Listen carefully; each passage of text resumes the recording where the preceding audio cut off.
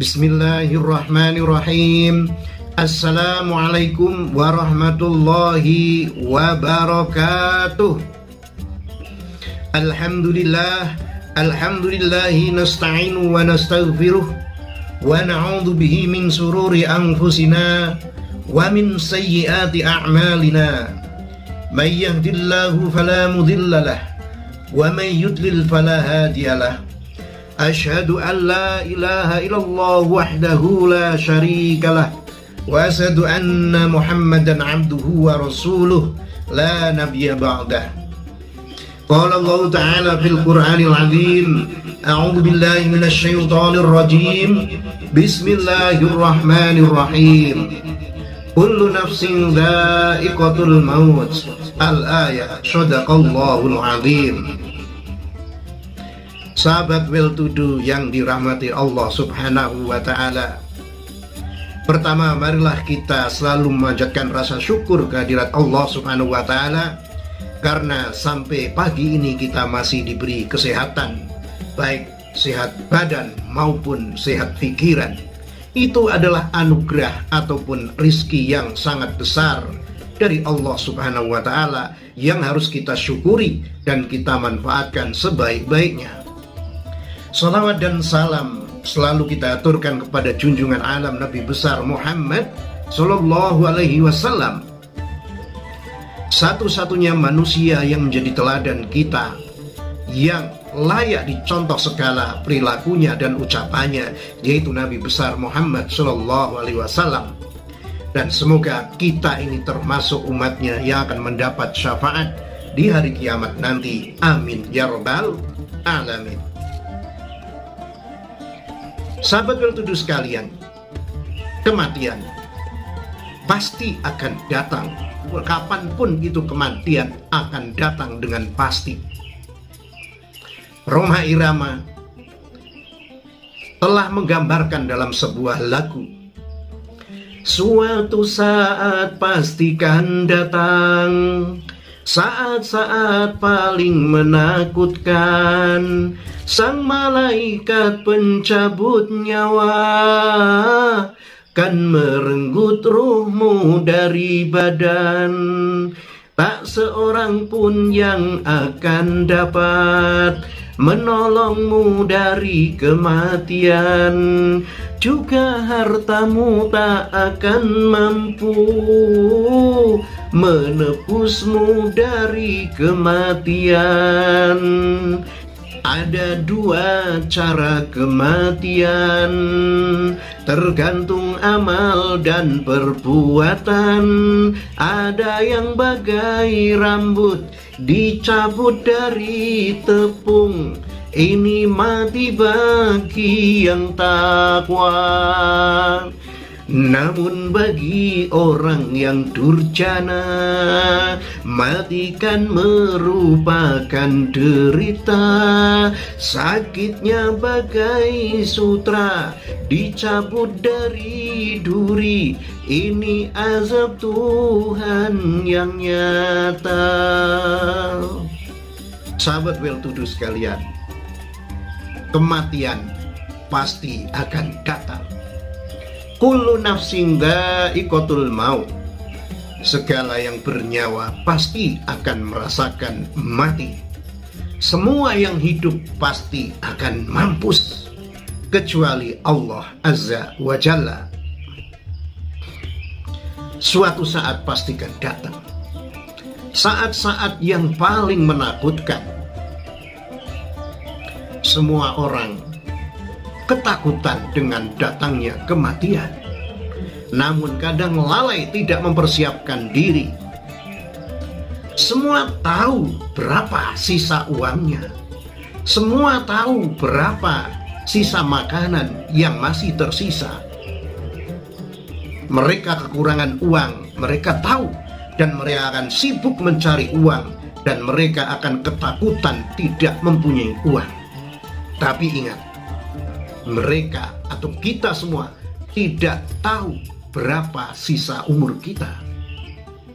Untuk itu kita harus mempersiapkan diri bila kematian itu datang tiba-tiba. Karena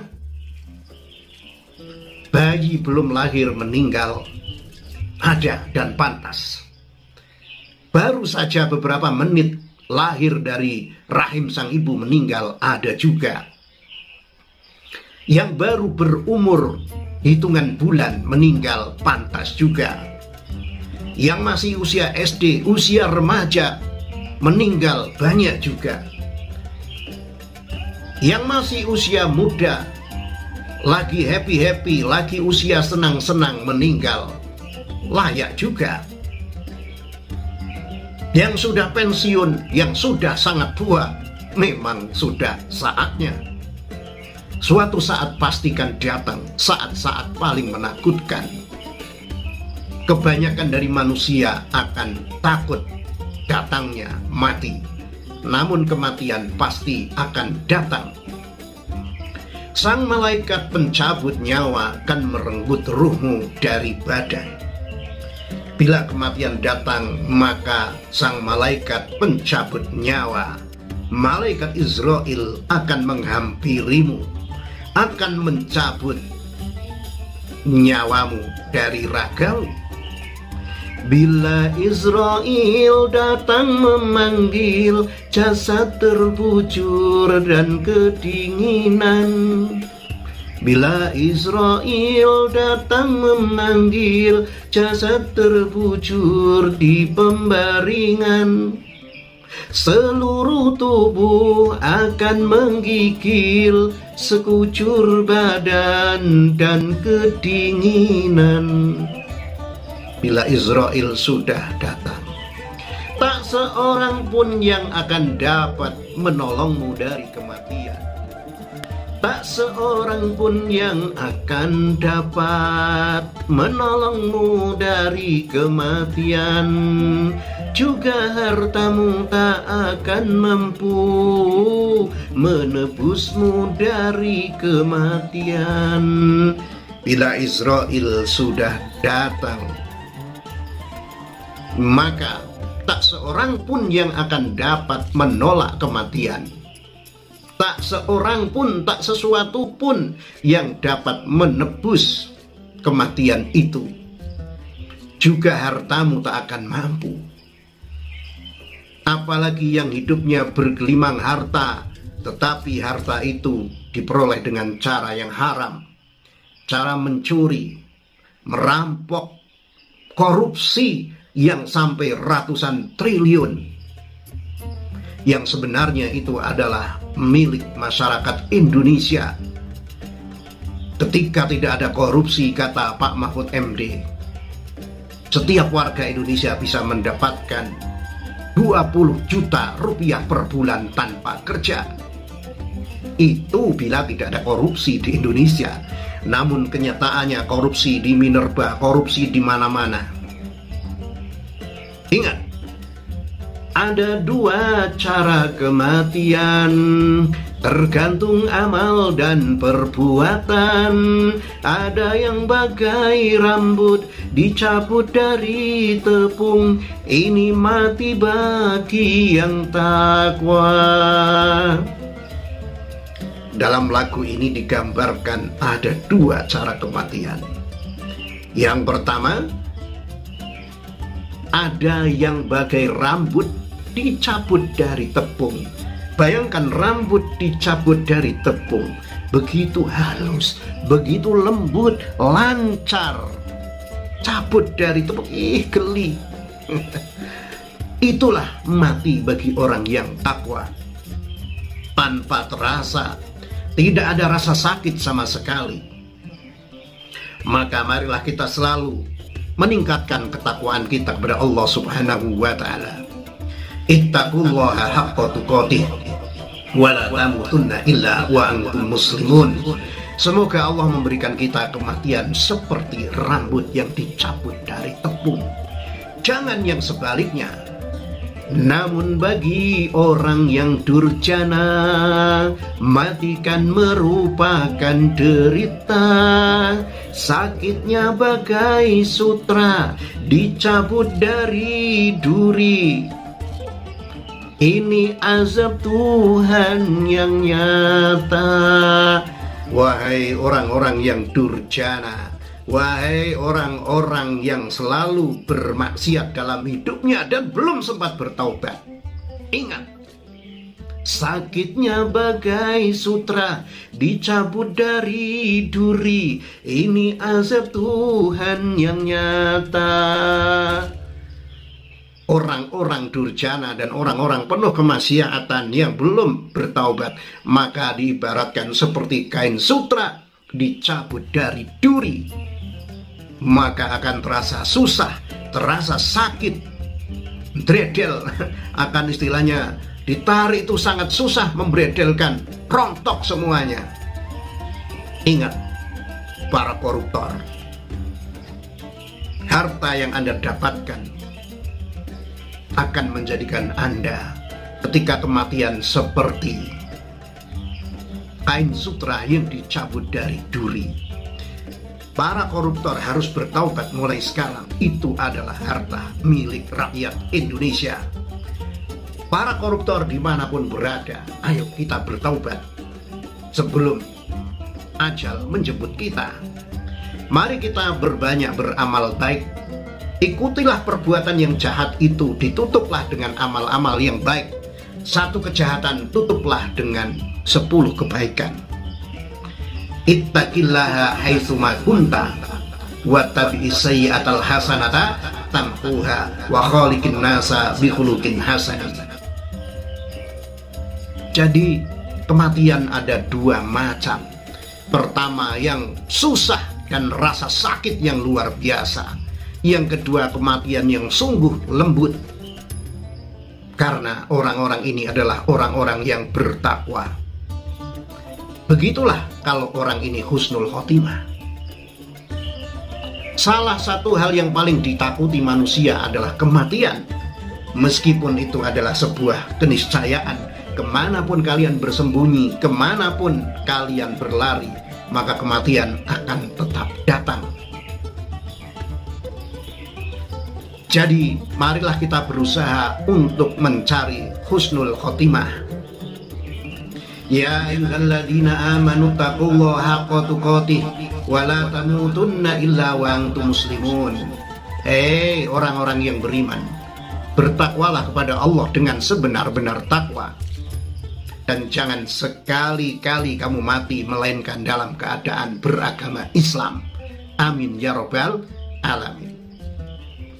Ada sebuah tips 4 cara meraih husnul khotimah. Menurut Imam Sufyan Ats-Tsauri, ada 4 cara yang bisa dilakukan seseorang untuk meraih husnul khotimah. Apa sajakah itu? Pertama, menjaga iman dan ketakwaan kepada Allah Subhanahu wa Ta'ala secara istiqomah. Siapapun yang menginginkan terjaga iman dan ketakwaannya hendaklah menjauhi benar-benar hal-hal yang bisa merusak iman dan ketakwaannya. Ia harus bertaubat dari segala dosa dan kemaksiatan, apalagi terhadap syirik. Bertaubatlah dari maksiat dan dosa yang keluar dari anggota tubuh kita, mulut, mata, telinga, dan sebagainya.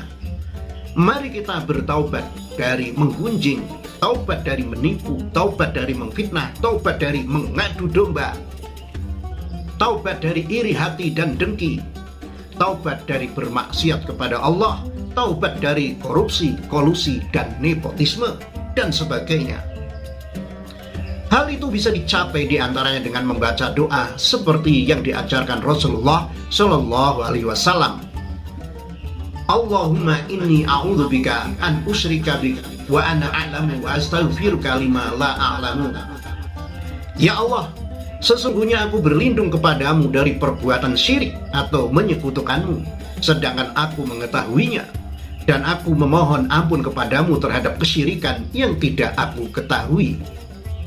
2. Cara meraih husnul khotimah menurut Sufyan Ats-Tsauri: berusaha sungguh-sungguh memperbaiki lahir dan batin. Sebaiknya niat dan tujuan semua amal soleh harus benar-benar bersih lahir dan batin. Tak ada niat dalam beribadah kecuali semata-mata hanya karena Allah Subhanahu wa Ta'ala. Sebagaimana yang kita ucapkan dalam doa kita setiap kali menunaikan sholat setiap hari. Inna sholati wa nusuki wa mahyaya wa mamati lillahi rabbil alamin. Sesungguhnya sholatku, ibadahku, hidupku dan matiku hanya untuk Allah, Tuhan semesta alam. Yang ketiga, senantiasa berdoa agar wafat dalam keadaan iman. Mari senantiasa berdoa kepada Allah agar diwafatkan dalam keadaan iman. Nabi Yusuf alaihissalam memberikan contoh doa husnul khotimah sebagaimana disebutkan dalam Al-Quran surat Yusuf ayat 101. A'udzu billahi minasyaitonir rajim. Bismillahirrahmanirrahim. Tawaffani musliman wa alhiqni bis-sholihin. Wafatkanlah aku dalam keadaan Islam dan gabungkanlah aku dengan orang-orang yang soleh. Yang terakhir, yang keempat, senantiasa berzikir kepada Allah dalam keadaan apapun. Allah subhanahu wa ta'ala dalam Al-Quran surat Al-Baqarah ayat 152. A'udzu billahi minasyaitonir rajim. Bismillahirrahmanirrahim. Fadhkuruni adzkurkum. Maka ingatlah kepadaku Allah, maka aku akan mengingat kalian. Siapapun yang senantiasa berzikir kepada Allah subhanahu wa ta'ala, maka Allah akan senantiasa mengingat orang itu. Allah akan selalu memberinya petunjuk dan pertolongan hingga orang itu meninggal dalam keadaan mengingatnya. Subhanallah. Amin ya rabbal alamin. Mudah-mudahan kita semua senantiasa mendapat hidayah dari Allah, dapat melaksanakan perintah-perintahnya dan meninggalkan apa yang menjadi larangan-larangannya. Ketika ajal tiba, kita tetap dalam keadaan iman, Islam dan ihsan, sehingga kita memperoleh husnul khotimah yang diimpikan oleh setiap orang. Demikian ceramah ringan kali ini. Sekali lagi diingat, suatu saat pastikan datang, saat-saat paling menakutkan. Sang malaikat pencabut nyawa kan merenggut ruhmu dari badan. Tak seorang pun yang akan dapat menolongmu dari kematian. Juga hartamu tak akan mampu menebusmu dari kematian. Ada dua cara kematian, tergantung amal dan perbuatan. Ada yang bagai rambut dicabut dari tepung, ini mati bagi yang takwa. Namun bagi orang yang durjana, mati kan merupakan derita. Sakitnya bagai sutra dicabut dari duri, ini azab Tuhan yang nyata. Demikian yang dituliskan oleh Rhoma Irama dalam sebuah lagu yang berjudul Kematian. Mohon maaf atas segala kekurangan. Kita ambil yang baik-baik saja, yang tidak baik kita buang saja ke lautan. Terlalu. Demikian, billahi taufik wal hidayah. Wassalamualaikum warahmatullahi wabarakatuh. Ketemu lagi di ceramah ringan berikutnya.